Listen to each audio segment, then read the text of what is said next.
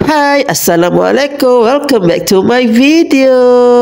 Dah lama rasanya Monda tak buat video. So untuk video kali ini, Monda nak makan dekat Selera Utara Ikan Bakar, area Kuala Perlis.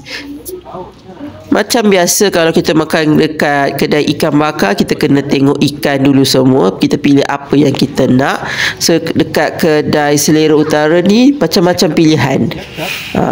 Ikannya jangan cakap lah, dekat Kuala Perlis ni memang terkenal. Telur dadah buat 2 biji dua biji buat satu macam ni. Mereka siapkan tempat ni lagi. Apa tempat nak bergambar kat sini. Kedai ni biasa je.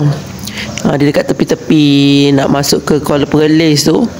Pak Monda tak pernah makan selama duduk dekat sini 2 tahun gitu, 3 tahun. Tak pernah makan kat sini lagi. Sebab tengok kalau lalu kat Kuala Perlis tengok ramai juga kedai ni. Tu yang try tu. Okey, makanan pertama dah sampai. Mentarang wajib kalau di Kuala Perlis. Lepas tu kita ada telur dadah lah, sayur-sayur. Yang makanan main dish belum ada lagi. Malam tu dia ramai je. Okey, makanan seterusnya mestilah sotong goreng. Kalau makan kat kedai ikan bakar, tak sah kalau tak order sotong goreng. Style sotong goreng dekat Kuala Perlis ni sedap. Dia buat macam goreng tepung crispy. Macam Monda tak suka sotong goreng yang macam dia buat jemput tu. Okey, lepas tu kita order ikan siakap.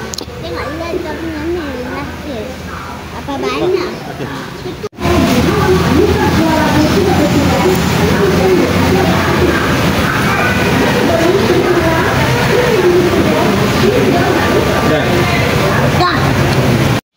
Alhamdulillah, habis juga kami makan.